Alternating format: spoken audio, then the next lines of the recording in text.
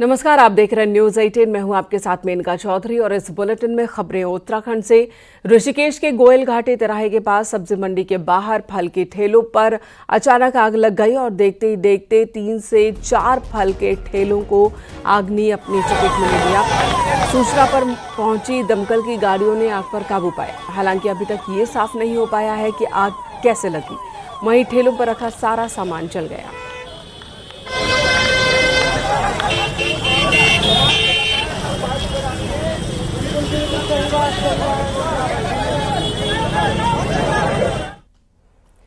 केदारनाथ धाम की यात्रा में हर साल गुप्तकाशी से सोनप्रयाग तक जाम की सबसे ज्यादा समस्या होती है, जिसकी एक मुख्य वजह है अवैध अतिक्रमण, जिसमें फाटा, सिरसी, रामपुर, सीतापुर समेत कई जगह ऐसे हैं जहां पर भीषण जाम लग जाता है। और इसी को देखते हुए जिला प्रशासन ने अतिक्रमण हटाने के अभियान की शुरुआत की है। कई जगहों पर अवैध अतिक्रमण पर बुलडोजर चला हटाया गया, वहीं कई जगहों पर हटाने का काम अभी होना बाकी है। इसी बीच बड़ी संख्या में लोग अतिक्रमण हटाए जाने का विरोध भी कर रहे हैं।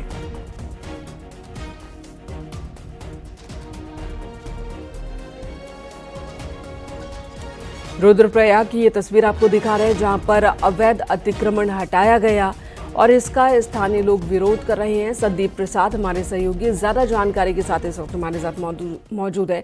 संदीप, ये अतिक्रमण है, हटाया जा रहा है, लोगों का क्या कहना है जो विरोध कर रहे हैं? जी, मैंने आपको बता दें, क्योंकि जो केदारनाथ यात्रा है वो काफ़ी बड़ी यात्रा होती है हर प्रत्येक साल, क्योंकि 18 से 19 लाख लोग आते हैं, 15 से 16 लाख लोग वहाँ पे दर्शनों के लिए आते हैं। और जो रुद्रप्रयाग से और केदारनाथ धाम का जो गौरीकुंड तक का जो सड़क है वो कई जगहों पे गुप्तकाशी और गौरीकुंड के बीच जो 15 से 16 किलोमीटर का सफर है वो कई जगह पे बेहद सक्रिय सड़क है वो है। और जो कस्बे हैं वहाँ पर लगभग फाटा, सिरसी, रामपुर ऐसे कस्बों में जहाँ पर कई जगह ऐसे कि जो लोग अतिक्रमण कर चुके हैं, अवैध जगहों पर अपना निर्माण कर चुके हैं और सरकारी भूमि हो सकती है उसमें निर्माण कर चुके हैं, उसको प्रशासन द्वारा इसलिए भी हटाया जा रहा है क्योंकि वहाँ पर जाम की प्रत्येक साल समस्या होती है। और कई जगह ऐसे भी है जहाँ पर डेंजर जोन है या स्लाइडिंग एरिया है, उनको भी हटाना जरूरी है, क्योंकि कई बार वहाँ पर ऐसे हादसे हो चुके हैं जहाँ पर कई लोगों की मौतें हो चुकी है और बड़ी दुर्घटनाएं वहाँ पे हो चुकी हैं। तो ऐसे में प्रशासन का ये सोचना है कि जो संवेदनशील जगह है वहाँ पे तो बिल्कुल निर्माण कार्य होने नहीं चाहिए और उनको हटाया जाएगा। इसके साथ ही जो कस्बे हैं जहाँ पर जाम की समस्या पैदा होती है और जो अनलीगल निर्माण है उसको हटाने की कोशिश प्रशासन लगातार कर रहा है और कुछ अतिक्रमण अब तक हटाया गया है। बकायदा ये जरूर देखने को मिल रहा है कि जो वहाँ पे स्थानीय लोग हैं जिनके वहाँ पे निर्माण किए वर्षों से हैं, उनका ये कहना है कि हम कई सालों से वहाँ पे निर्माण कर चुके हैं, हम दुकानें चलाते हैं, ठेलियां चलाते हैं, हमारा रोजगार वही है 6 महीने का, तो इसलिए भी वो विरोध कर रहे हैं।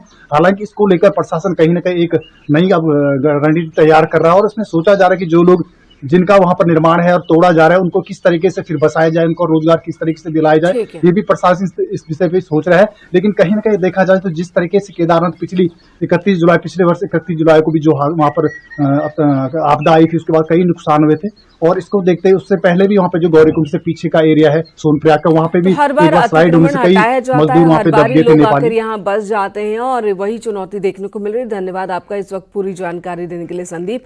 अगली खबर का रुख कर लेते हैं। शनिवार को सीएम पुष्कर सिंह धामी ने बनबसा में पूर्णागिरि मेले का उद्घाटन किया और इस मौके पर उन्होंने कहा कि सरकार की कोशिश है कि मेले का आयोजन साल भर हो। साथ ही मुख्यमंत्री ने यह भी कहा कि उनकी कोशिश है कि पूर्णागिरि मंदिर के आसपास के धार्मिक और पर्यटन स्थलों को जोड़ा जाए और एक सर्किट तैयार किया जाए जिससे लोगों को रोजगार के मौके मिले। पूर्णागिरि मेला 3 महीने तक चलने वाला है और इस दौरान श्रद्धालुओं की सुविधाओं के लिए मुख्यमंत्री ने अधिकारियों को जरूरी निर्देश जारी किए हैं। सीएम धामी का कहना है कि आने वाले दिनों में पूर्णागिरि में जरूरी सुविधाओं में इजाफा किया जाएगा। पूर्णागिरि धाम में लोगों की अपार आस्था है और यहाँ बड़ी संख्या में लोग पहुंचते हैं।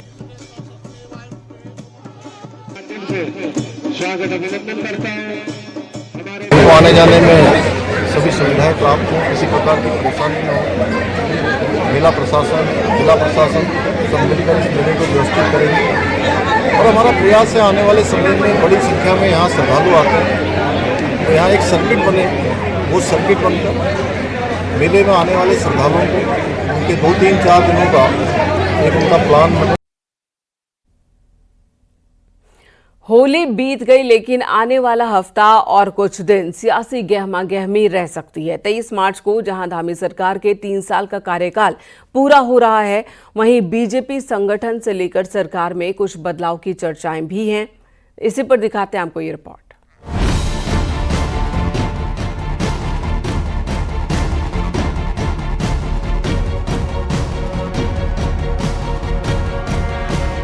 पूरे प्रदेश में 2 दिन होली के बाद अब रविवार का ब्रेक होगा, पर सोमवार से शुरू होने वाले हफ्ते में इस बार कुछ खास देखने को मिल सकता है। एक तरफ अगले रविवार को जहां धामी सरकार का 3 साल का कार्यकाल पूरा होगा, तो अगले 3 साल के किन संकल्पों पर काम होगा, ये बात मुख्यमंत्री जनता को बता सकते हैं।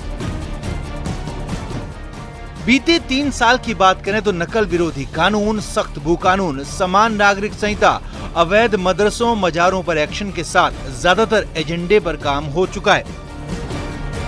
ऐसे में अगले 2 साल में बीजेपी सरकार और संगठन का फोकस 2027 में तीसरी बार वापसी का होगा। खबर है कि इसी को लेकर मार्च महीने के बचे दिनों में फैसले हो सकते हैं। मसलन खाली पड़े पदों को भरने के साथ साथ मंत्रिमंडल विस्तार होने की प्रबल संभावना है।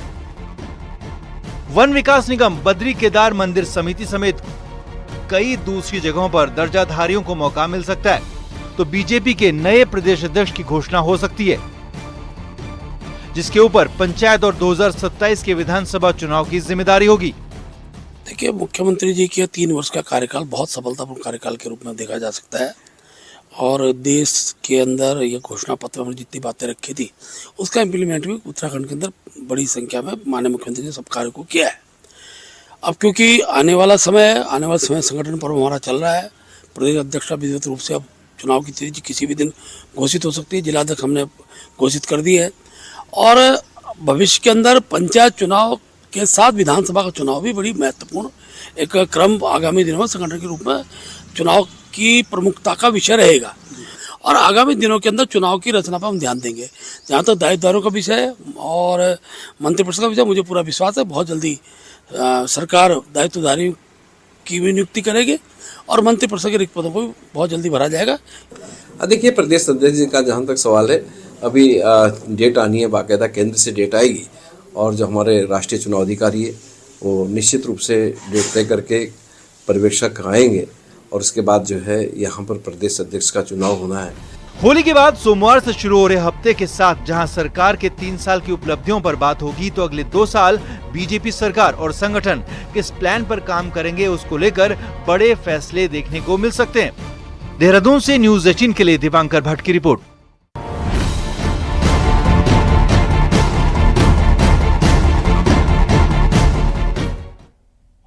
सीएम पुष्कर सिंह धामी ने शनिवार को सीएम हाउस में क्रिकेट खेली। सीएम धामी ने अपने बेटे के साथ क्रिकेट खेला। इस दौरान सीएम धामी ने चौके छक्के लगाए और बॉलिंग में भी हाथ आजमाया। मुख्यमंत्री की गेंदबाजी पर उनके बेटे भी चौके छक्के लगाते नजर आए। सीएम धामी ने सोशल मीडिया पर यह वीडियो जारी किया है। धामी ने लिखा कि व्यस्त दिनचर्या के बीच बेटे के साथ क्रिकेट खेलना, साथ ही सीएम धामी ने सभी से खेलों में रुचि रखने और एक्सरसाइज करने की अपील की है।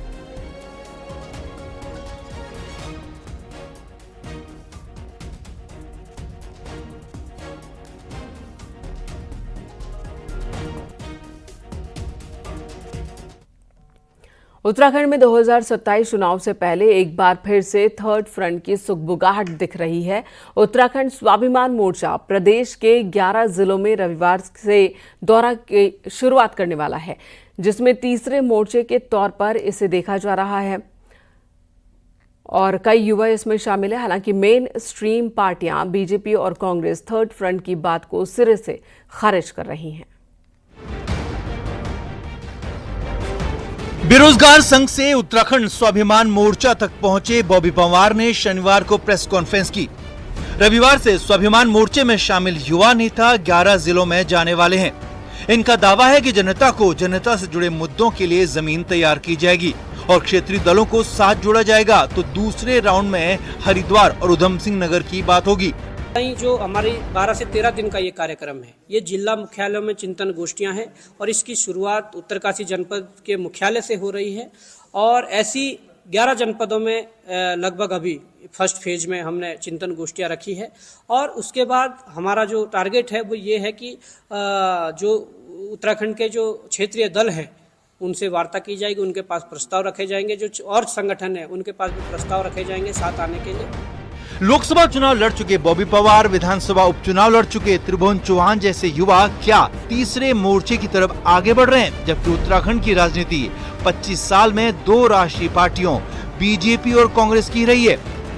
पर बीते 10 साल में कांग्रेस की पोजीशन कुछ कमजोर रही है, तो ऐसे में कहीं कांग्रेस का स्पेस तीसरा मोर्चा तो नहीं छीन लेगा।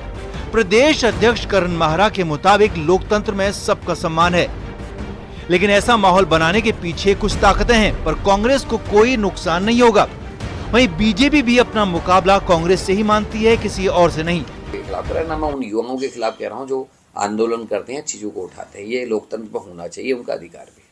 बस एक ही चीज से डर है, जिस तरीके से आंदोलन हुआ और जिस तरीके से लोकपाल की नियुक्ति को लेकर आंदोलन किया गया और उसमें से केजरीवाल को पैदा किया गया, उसमें किरण बेदी को कहीं पहुंचाया गया, किसी को वीके सिंह को जो है मंत्री बनाया गया, ये सारी चीज़ें जो निकल गया, लेकिन जनता को क्या मिला? 0 मिला, 0 मिला। और मुझे लगता है कई एनजीओ ग्रुप्स और कुछ बड़े लोग इन सारी चीज़ों के पीछे खड़े भी हैं, उनकी नीयत को भी भांपने की हम लोगों को ज़रूरत है। और हमला तीसरा फ्रंट बनाने की जो बात चल रही है किसी के नेतृत्व में, वो इनके टक्कर में कहीं पर भी नहीं टिक पाएगा। आखिरकार 2 पार्टियां हैं यहाँ पर, महत्वपूर्ण भूमिका जो निभाने वाली है भाजपा है और कांग्रेस है, तो इसलिए तीसरा कुछ लग नहीं पा रहा है कि तीसरा यहाँ पर उभर पाएगा। उत्तराखंड में यूकेडी और बीएसपी ने 2012 तक कुछ हद तक अपना दखल जरूर रखा, लेकिन इसके बाद क्षेत्रीय दल सिमटते चले गए। पर इस बार चुनाव में वोट हासिल करने के बाद युवा तीसरा ऑप्शन बनाना चाहते हैं, ताकि 2 राष्ट्रीय पार्टियों की राजनीति में उत्तराखंड में लोकल मुद्दों के साथ पांव जमाए जा सकें। दीपांकर भट्ट, न्यूज़ 18, देहरादून।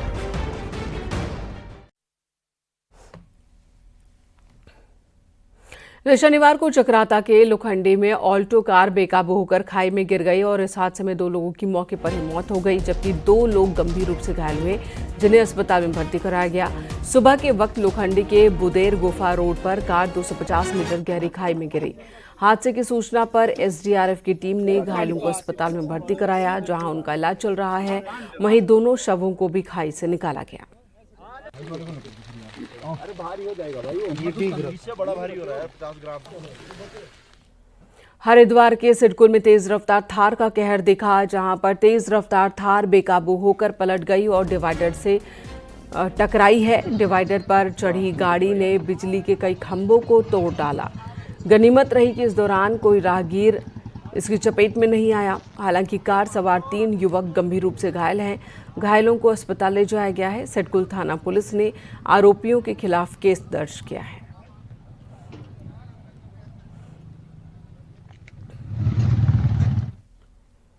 देहरादून में मर्सिडीज से मजदूरों को रौंदने वाले और 4 लोगों की मौत के जिम्मेदार आरोपी वंश को अगले ही दिन जमानत मिल गई। अब हालात ऐसे हैं कि अकेले देहरादून में पिछले 5 महीने में 30 से ज्यादा लोग तेज रफ्तार की वजह से अपनी जान गंवा चुके हैं। लेकिन इन मामलों में आरोपी कुछ ही दिन बाद सलाखों से बाहर निकल आते हैं। इसी पर दिखाते हैं आपको ये रिपोर्ट।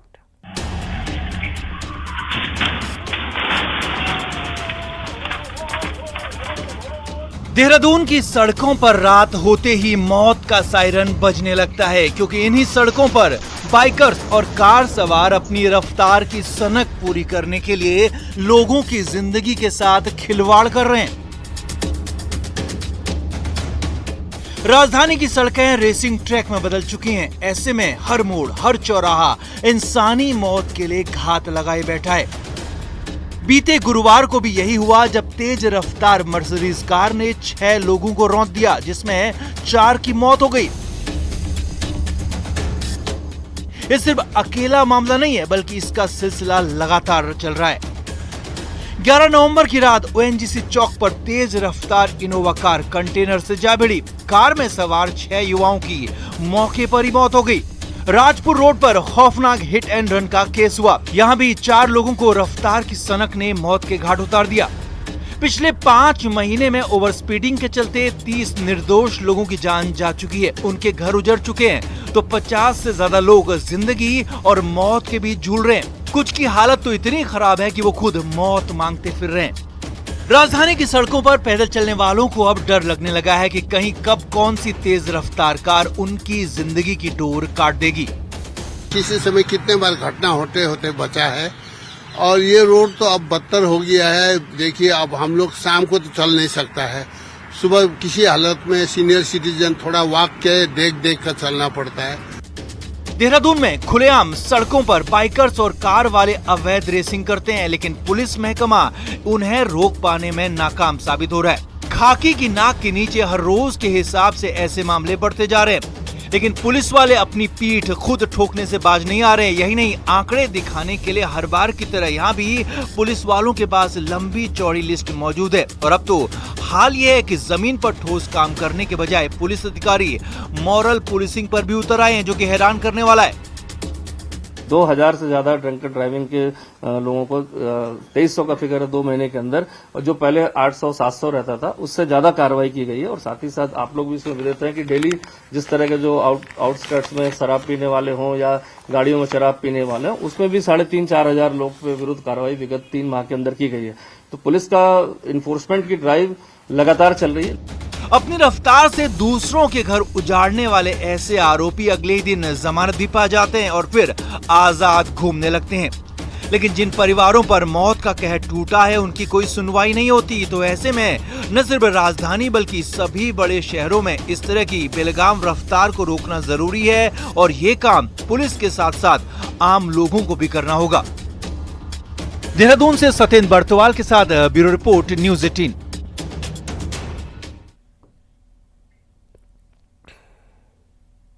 पहले दिल्ली देहरादून एक्सप्रेसवे के लिए 7,500 से ज्यादा पेड़ काटे गए और उसके बाद सहस्त्रधारा रोड चौड़ीकरण के लिए 2,000 से ज्यादा पेड़ों की बलि ले ली गई। अब देहरादून के भानियावाला से ऋषिकेश के बीच हाईवे को 4 लेन बनाने के लिए तकरीबन 3,000 पेड़ काटे जाने हैं। हालांकि फिलहाल हाईकोर्ट ने इस पर रोक लगा दी है। यह है देहरादून को ऋषिकेश से जोड़ने वाला हाईवे, जिसे भानियावाला से ऋषिकेश तक करीब 21 किलोमीटर एरिया को 4 लेन में बदला जा रहा है। इसके लिए रानी पोखरी से ऋषिकेश के बीच करीब 11 किलोमीटर एरिया में 3,000 से ज्यादा पेड़ पर काटने के लिए मार्किंग की गई है। 11 किलोमीटर का ये वही एरिया है जो वाइल्ड लाइफ और खासकर हाथियों के आवागमन के लिए सबसे ज्यादा संवेदनशील है। और इतना नहीं, ये पूरा area Shivalik elephant reserve corridor में पड़ता है और यही कारण है कि इसका बड़े पैमाने पर विरोध हो रहा है। ये भी एक एलिफेंट कॉरिडोर का मेन पार्ट है एंड ये उसमें वन ऑफ द कॉरिडोर है बड़कोट कॉरिडोर। तो फिर हमने इसके लिए इसमें इंटरम इंजंक्शन के लिए एक एडिशनल एप्लीकेशन डाली थी, उसमें हमें कोर्ट से कल ये रिलीफ मिला है। अभी पहले भी सरकार शिवालिक एलिफेंट कॉरिडोर की नोटिफिकेशन को रद्द कर चुकी थी, लेकिन रीनू पॉल की ही याचिका के बाद हाईकोर्ट ने इस पर भी स्टे लगा दिया था, जिसके बाद सरकार को नोटिफिकेशन को बहाल करना पड़ा। अब एक बार फिर मामला कोर्ट में है। भानियावाला से ऋषिकेश तक 21 किलोमीटर की डिस्टेंस में करीब 3,000 से अधिक पेड़ काटे जा रहे हैं सड़क को 4 लेन में कन्वर्ट करने के लिए। हम अभी इसी मार्ग पर 7 मोड़ के पास हैं, जहां पर आप देख सकते हैं कि इन पेड़ों को चिन्हित किया गया है, यानी कि इनको काटा जाना है सड़क को 4 लेन बनाने के लिए। 7 मोड़ वाले एरिया में भानियावाला से ऋषिकेश के बीच करीब 3,000 से अधिक पेड़ काटे जाने हैं और इसके लिए इस घने जंगल में आप देख सकते हैं कि बाउंड्री बाकायदा लगा दी गई है जंगल के बीचों बीच। इस बाउंड्री के अंदर और सड़क के बीच में जितने भी पेड़ आएंगे उनको काट दिया जाएगा। न्यूज़ 18 के लिए सुनील नौकरवाल।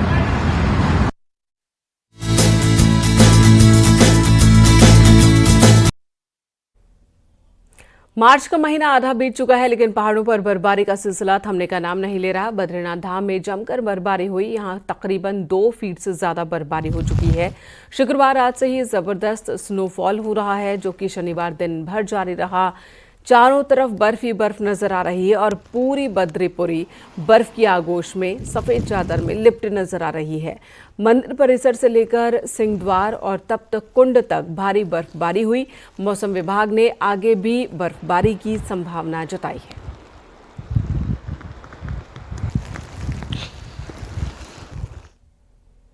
उत्तरकाशी में गंगोत्री हाईवे बंद है। झांगथांग ग्लेशियर आने से थराली से आगे हाईवे पूरी तरह से बंद हो चुका है। थराली से आगे बर्फ टूटकर हाईवे पर आ गई। वहीं बीआरओ की टीम बर्फ हटाने में जुटी है, लेकिन बर्फ ज्यादा होने की वजह से सड़क खोलना आसान नहीं है। पहाड़ों पर कई जगह पर इस वक्त भारी बर्फबारी हुई है।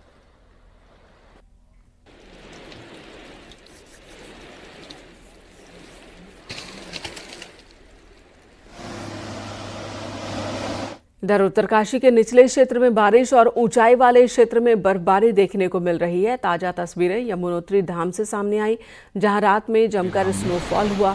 पूरा धाम बर्फ से ढका हुआ है और इसके अलावा गंगोत्री धाम हर्षिल मुकबा में भी बर्फबारी हो रही है, जिससे ठंड बढ़ गई है।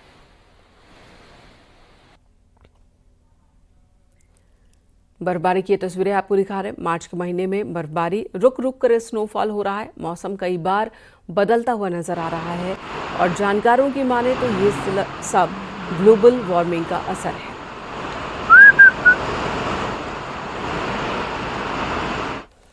उत्तराखंड में मौसम विभाग ने बारिश और बर्फबारी का अलर्ट जारी किया है। चमोली, अल्मोड़ा, नैनीताल, बागेश्वर समेत प्रदेश के कई इलाकों में जमकर बारिश हुई है। इसी के साथ बद्रीनाथ धाम, हेमकुंड साहिब, फूलों की घाटी और नीति मलारी घाटी में जमकर बर्फबारी हुई। हालांकि देहरादून समेत मैदानी इलाकों में मौसम साफ है। वहीं पहाड़ में हुई बारिश और बर्फबारी से एक बार फिर ठंड बढ़ गई है।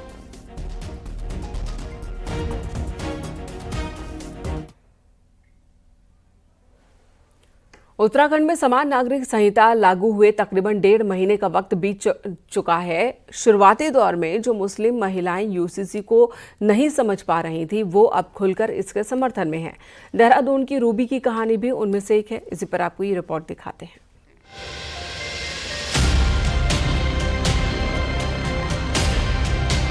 21 मार्च 2022 को देहरादून की रूबी की अरेंज मैरिज हुई।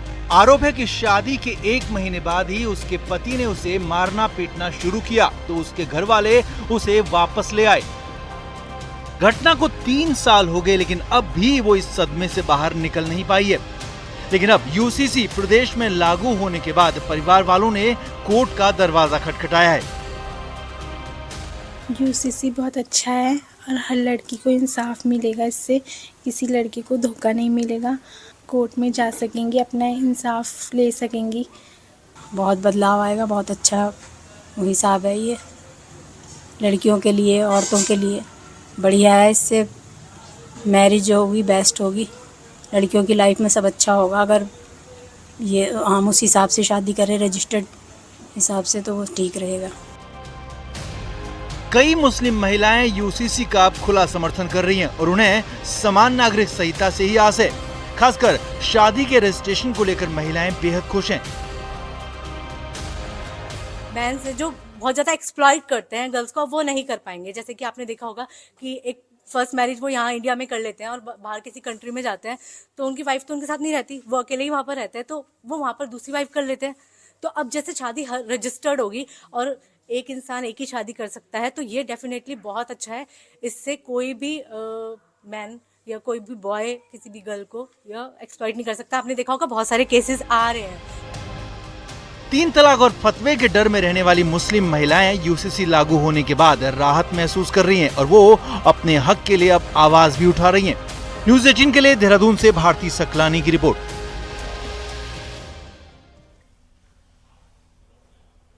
उत्तराखंड के युवा जो अपनी दमदार फिटनेस और पुलिस आर्मी में भर्ती होने के जुनून के लिए जाने जाते थे, इस बार पुलिस भर्ती के फिजिकल टेस्ट में पिछड़ रहे हैं। आखिर इसकी वजह क्या है, इस रिपोर्ट में आपको दिखाते हैं।